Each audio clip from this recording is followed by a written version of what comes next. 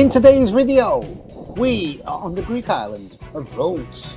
This is the second time that I've been to Rhodes in as many years, and that was down to the fantastic hotel, which we'll see a bit later in this video. Now this video won't be like the other videos you normally see on this channel. Sure, we'll see the odd truck, like this fantastic Volvo F12 seen at the airport, but there will be some driving and a short vlog about some of the things that we did, along with the story about how I lost a £400 camera with €200 cash. And not to forget that fantastic hotel that we stay in. So let's take a dip into it. On the trucker's eye!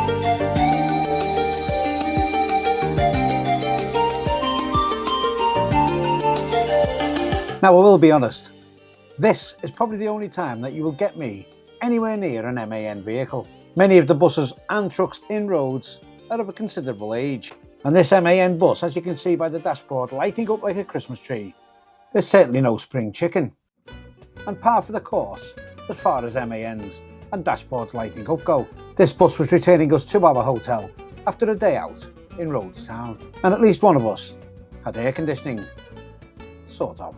There is a certain irony in this beautiful island being called Rhodes, especially when you take your own life in your hands trying to cross one.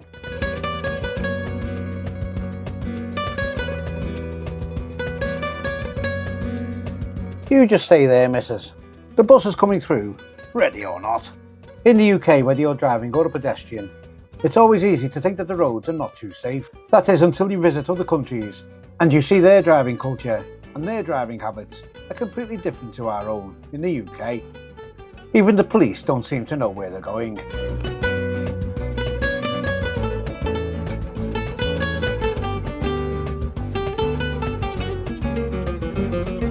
We're a little bit further down the road here, and it doesn't matter what country you're in, any driver of any big vehicle will tell you that there are some people who drive their vehicle completely oblivious to anybody else on the road. Take the car in front as an example. To coin a phrase, the driver seems to have the spatial awareness of a space hopper and is absolutely completely unaware of anything else on the road going on around him other than what's directly in front of his bonnet. Absolutely superb indication that he was pulling over. Our driver's little glance to the right, saying it all. And onwards we go, in the style of someone driving on Grand Theft Auto.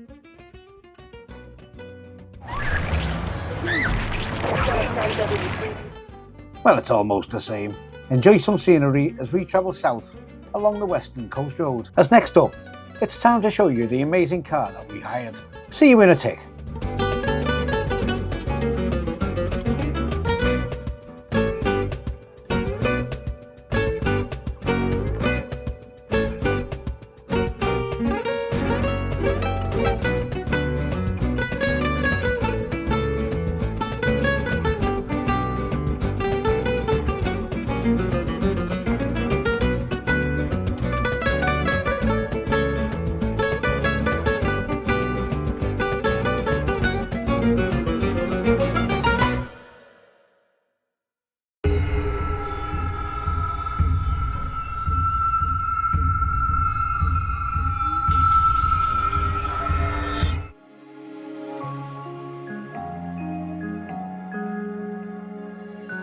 Now I am only joking, and we didn't rent this car. But what the hell is that? This car is a Citroen Amy and has a top speed of 28 whole miles per hour. And this electric car was one of only 2 electric cars that we've seen in the whole 7 days that we were in Rhodes. The car we did actually hire wasn't much better, but compared to this, it might as well have been a McLaren F1.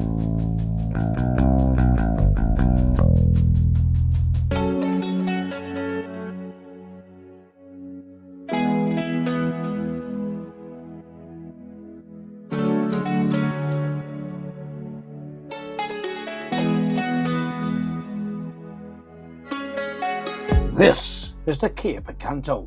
Now it may not be the regular thing I would drive around in, but it done the job and got us around where we wanted to go. It has a massive 1 litre engine, which strangely, at times, sounds like a tank.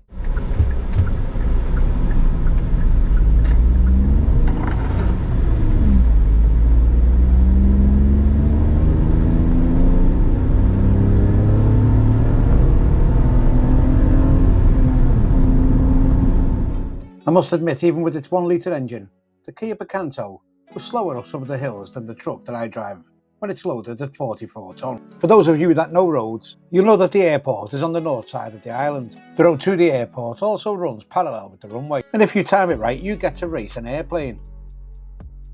Well, luckily for me though, I was thwarted in the Kia Picanto as I came a cropper at the first roundabout. Such bad luck for me, and good luck for the pilot of the airplane. He took advantage of that unfortunate timing at the roundabout and stole a march and got along the runway quicker than I could get along the road. If only we'd have been in that Citroen Amy. Then again, we probably wouldn't have even been anywhere near the roundabout. Coming up on the left is one of the newest trucks you'll see in the whole of Rhodes, and what looks like an S730 too. Very nice. On this particular day we were heading up to Farma of Rhodes. Farma of Rhodes is a petting zoo. It really is a great little farm, so let's get over there and show you some of the animals that you can find at Farma of Rhodes.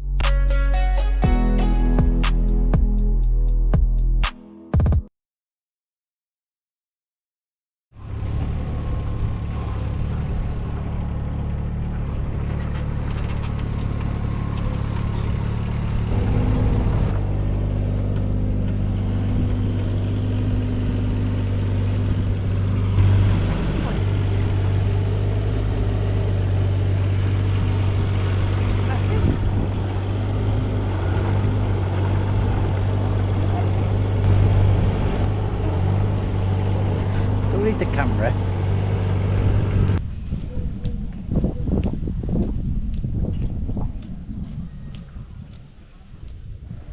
Oh, does that mean it can have dog? Look at his teeth. Mum.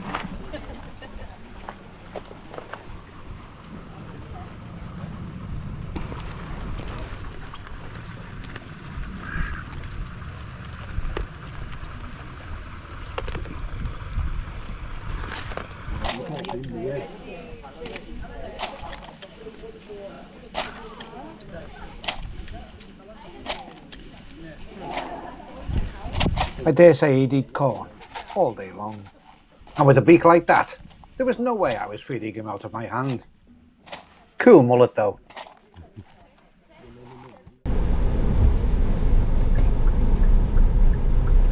After an hour or two at the farm, it was time to leave.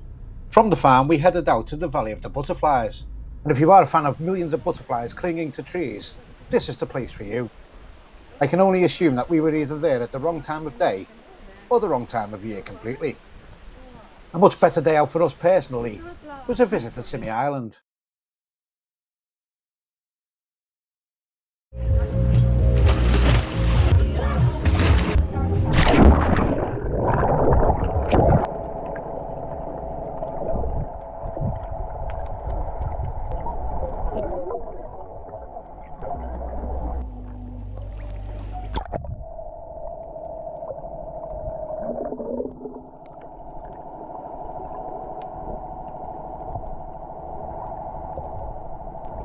The day trip to Symi Island starts with a swim stop, where you can swim in the crystal clear water amongst the fish.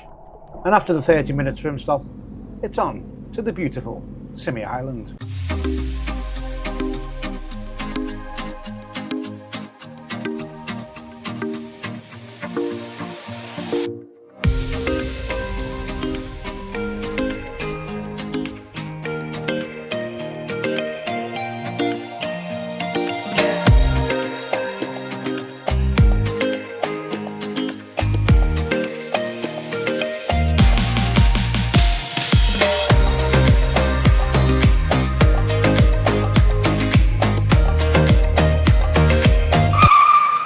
Hang on a mo, they've got a shop specifically for some of the drivers in the place I work for. Hey, only joking.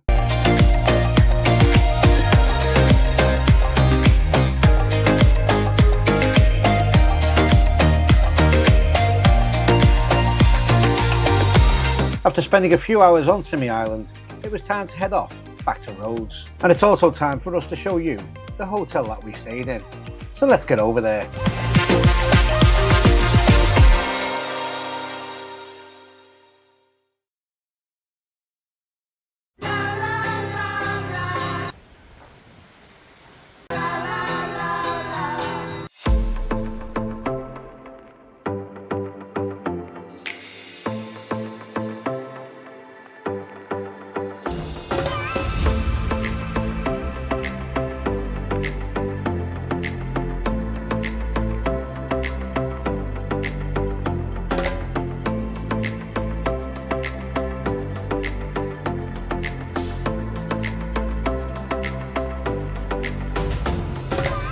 This beautifully stunning hotel is the 4-star IXIA DREAM Beach Hotel, and everything about the hotel is simply stunning.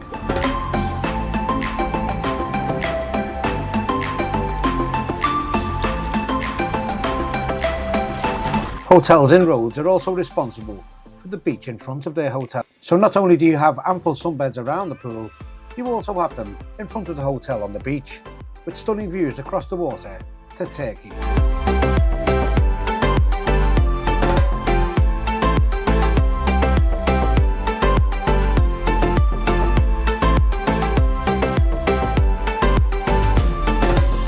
The owner of the hotel is only interested in every single person enjoying their stay, and he and his staff do everything to make sure that that goal is reached. The hotel is superbly located too, with a supermarket right across the street and ample bars and restaurants nearby. But you don't even actually need to leave the hotel's grounds, as the superb food that is served in the hotel is amongst the best in the area. The hotel comprises of 2 blocks, one overlooking the pool and one overlooking the sea. And this is the view overlooking the pool as you make your way out of your hotel room on the sea view side, with the view of a nighttime also looking just as stunning. The only decision you'll need to make is whether to have a swim in the pool or have a swim in the sea.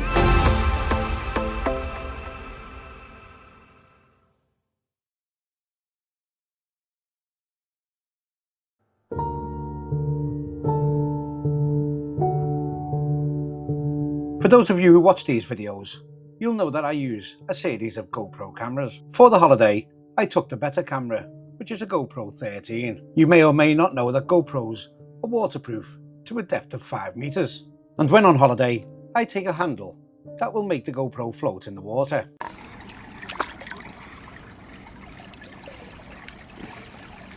The orange fluorescent cap also allows you to see the GoPro quite easily.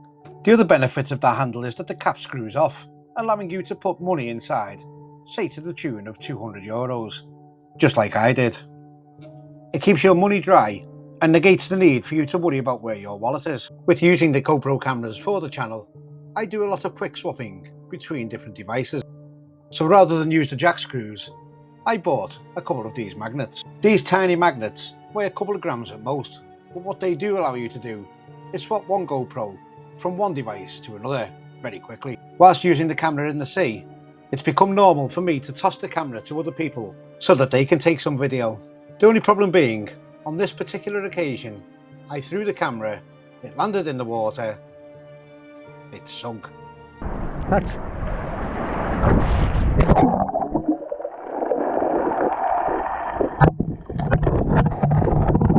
Now, as you can see on this day, the water was a little bit choppy, which was whipping the sand up, making it impossible for you to see anything inside the water. A £400 camera, €200 in cash inside the handle, the SIM card, the £25 magnet and the handle had all completely disappeared. Little had I realised that adding that little tiny magnet was enough to send the camera to the bottom of the ocean. Finding the GoPro was like finding a needle in a haystack. Incredibly, 90 minutes later, we actually found the GoPro.